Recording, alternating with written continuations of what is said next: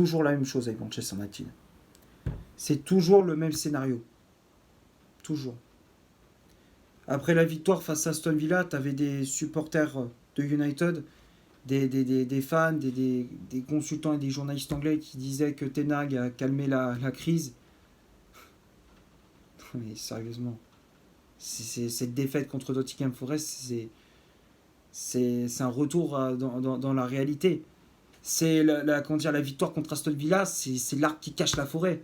Et encore, on a joué 45 minutes sur 90 dans ce match. Je l'avais dit, hein, on a joué 45 minutes sur 90 parce que la première mi-temps était catastrophique. En deuxième période, bon, on a rebondi, mais comme je dis, on a joué 45 minutes sur 90.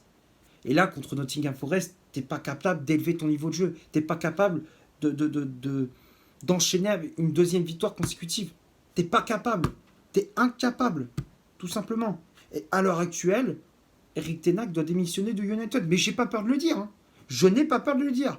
À moins, sauf retournement de situation, hein, comme on dit, on finit dans les 4 premiers, on remporte un trophée, puisqu'il reste encore les meilleurs CFA Cup, on n'a pas encore joué, mais on va bientôt rentrer dans cette compétition, on va affronter Wigan Athletic, club de 3e division anglaise.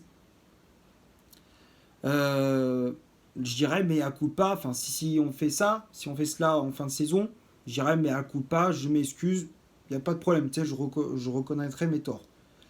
Mais là, Ten Hag n'a aucune crédibilité pour être encore l'entraîneur. Il n'a plus aucune crédibilité. Il ne peut plus être l'entraîneur de Manchester United. Ce n'est plus possible que ça soit dans les choix de joueurs, dans ses compositions d'équipe, dans les choix de mercato. C'est stop. Faut arrêter cette mascarade. C'est une mascarade. C'est une mascarade. Faut arrêter. C'est un sketch. C'est un sketch. Faut arrêter. C'est plus possible. Bien entendu, on se retrouve pour le débrief du match Nottingham Forest-Manchester United. C'était une rencontre qui comptait pour la 20e journée de Premier League. Défaite au City Ground, 2-1. Dominguez avait ouvert le score à la 64e minute de jeu pour les locaux. À la 78e, Marcus Rashford égalise pour les Red Devils. Et à la 82e, Gibbs White offre la victoire aux Tricky Trees. C'est le surnom des joueurs de Nottingham Forest. Et avec ce résultat, United enchaîne avec une 9e défaite déjà cette saison en championnat. Le classement s'affiche juste ici. Hein, on est 7e. Mais on est 7e, mais les autres, ils n'ont pas encore joué. Tu as 4 équipes. Hein. Deux équipes qui sont au-dessus de toi et 2 équipes qui sont en dessous de toi. Les équipes qui sont au-dessus de toi, tu as Tottenham et West Ham. Ils n'ont pas encore joué leur match. Hein. S'ils gagnent, t'es complètement largué. Hein. C'est la Ligue des Champions, Ligue Europa, même Ligue Europa, je pense que c'est mort. Et en dessous, t'as Newcastle et Brighton. Autrement dit, s'ils gagnent, t'es 9e. T'es dans le ventre mou du championnat. Donc les places européennes, sous le nez. Donc, ouais. C'est une catastrophe. Bon, on va tout de même parler de ce qui s'est passé durant ce match face à Nottingham Forest. La première période de United, elle est tout simplement pitoyable. Pitoyable. Défensivement, on était à la ramasse totale. Notre défense, c'était du gruyère. C'était du gruyère, il y avait des trous partout. Sur les côtés, Wan-Bissaka, à la limite, bon, ça passe, tu vois. Il a pas été bon durant ce match, mais ça a été le moins mauvais, tu vois. Mais Diogo Dalot, les gars. Mais je ne comprends pas pourquoi Ten Hag le met titulaire encore une fois. À gauche en plus. Déjà qu'à droite, il s'est pas allé de stase. Mais à gauche, c'est encore pire. C'est une catastrophe à gauche. En plus, t'avais Reguilon qui était disponible. Pourquoi tu mets pas Reguilon à gauche? Tu le mets, s'il fout sur le banc, Reguilon, sans déconner. Je comprends pas. T'as bien vu contre Elanga, il a bouffé la pelouse à chaque fois, Diogo Dalot. Il a été à la ramasse totale. Notre charnière centrale, Evans, Varane, les deux, ils ont été catastrophiques. On laissait des boulevards aux adversaires. J'en reviens pas. C'est une catastrophe. Les attaquants de Nottingham Forest, ils se sont régalés. Les mecs. Que ça soit Gibbs White et Elanga, ils se sont régalés. Même les latéraux, Gonzalo Montiel aussi, il s'est régalé sur son côté droit. Et offensivement, tu n'as même pas été capable de te créer une occasion franche en première période. Même pas capable de créer une occasion franche, même pas capable de tirer au but une seule fois. Une seule fois. Rashford, il n'était pas là, on ne le voyait pas en première période. Garnacho, techniquement, c'était brouillon. Et Anthony, les gars, je vais essayer de garder mon calme, mais ça va être très compliqué. Un mec comme Anthony, mais quand c'est comme ça, un mec comme lui, mais il ne joue plus jusqu'à la fin de la saison. Anthony, ce n'est plus possible. Comment tu peux... Comment... J'arrive pas à comprendre comment ça se fait qu'ils sont encore titulaires, ce mec-là. Comment c'est possible? Le mec, il a été transparent en première période. On jouait à 10 contre 11. Il a été nul à chier, Anthony. Nul à chier. À chaque fois qu'il tentait quelque chose, ça se transformait en merde. 95 millions, hein. 95 millions, on l'a mis sur Anthony, hein. Non, mais je préfère le rappeler, hein, parce qu'on oublie vite hein, les prix, les montants des transferts et tout, tellement ces dernières années, c'est du grand n'importe quoi. Il y a 2 ans, on avait mis 85 millions d'euros sur Jadon Sancho. Résultat des courses. Maintenant, il est au placard avec United. Hein. Ten Hag l'a mis au placard. Et là, on 95 millions sur un mec qui est soi-disant un crack, pseudo-crack. Hein. C'est même pas un crack, c'est une croquette ce mec-là. Une croquette qui se fait manger trop facilement. Les défenseurs de Nottingham Forest, ils en rigolaient. C'est ça votre meilleur attaquant. 0 but, 0 passe décisive depuis le début de saison, Anthony. 0 but, 0 passe décisive, même pas foutu de faire une putain de passe décisive, même pas foutu de planter un putain de but. C'est plus possible. Là, ce mec-là, mais là, Mercato, là, Ineos, là, ils ont racheté les parts de United, 25% du club. Ils vont gérer le côté sportif, enfin, apparemment, ils vont gérer le plan sportif. Mais là, je vous dis, j'espère qu'au Mercato, là, il va dégager, hein, le plus rapidement possible. Hein.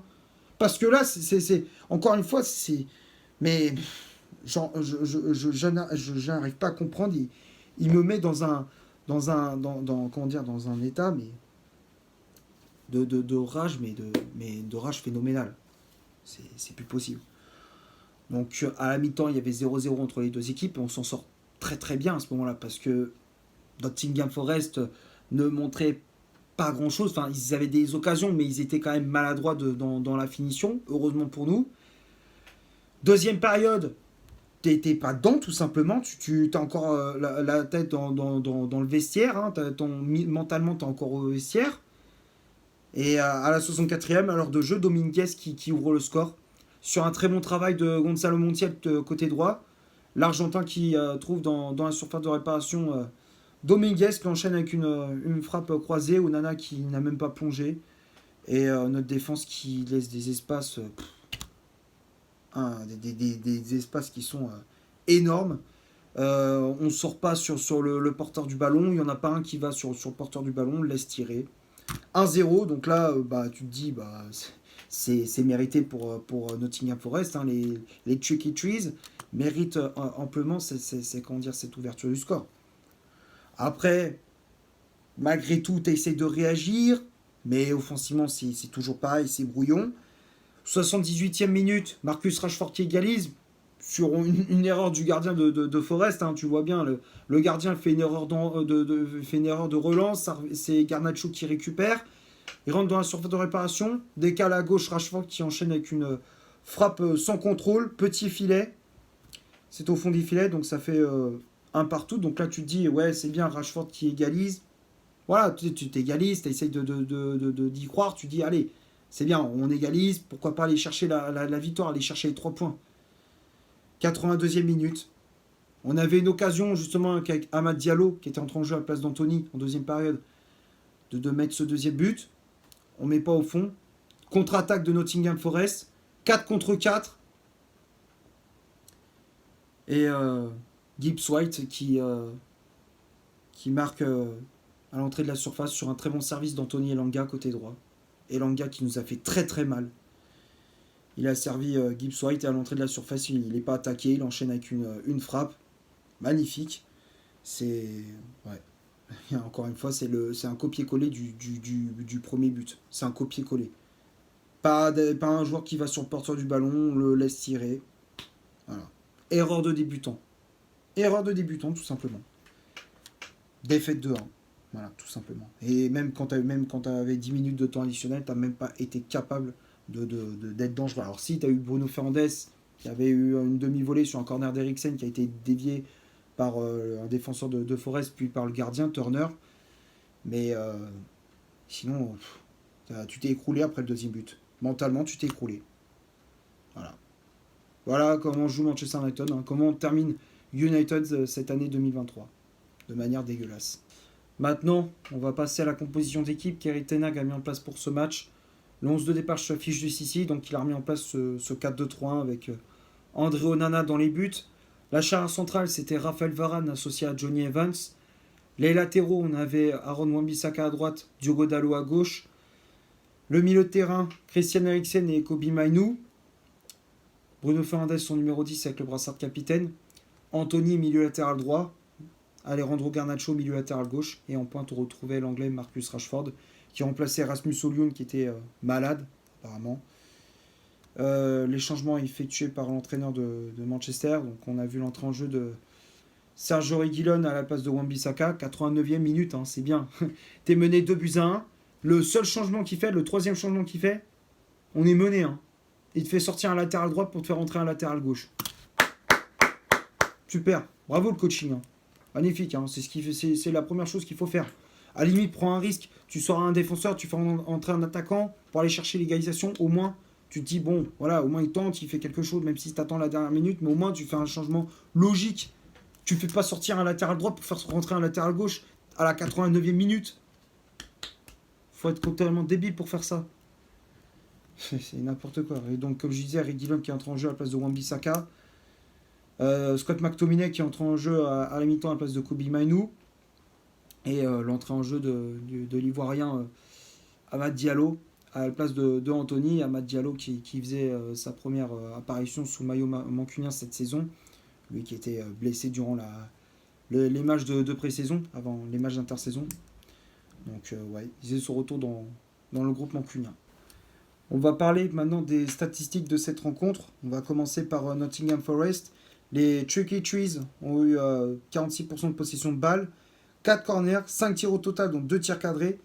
Un hors-jeu de signalé du côté de United, 54% de possession de balle. 5 corners, 7 tirs au total, donc 5 tirs cadrés. 2 hors-jeu de signalé, donc quand on regarde les stats.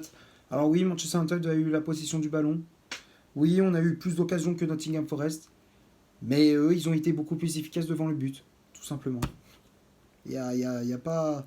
Faut pas chercher midi 14h. Hein. Les 2 tirs cadrés de Nottingham Forest, c'est 2 buts, tout simplement. Toi, t'as pas été capable. Alors ouais, t'as cadré les tirs, mais tu les as pas mis au fond. C'est ce qui fait la différence. Et on va parler des tops et des flops de cette rencontre. Sincèrement, qui a été vraiment bon dans ce match? Qui a été réellement bon? Qui sort du lot? Qui sort du lot, sérieusement?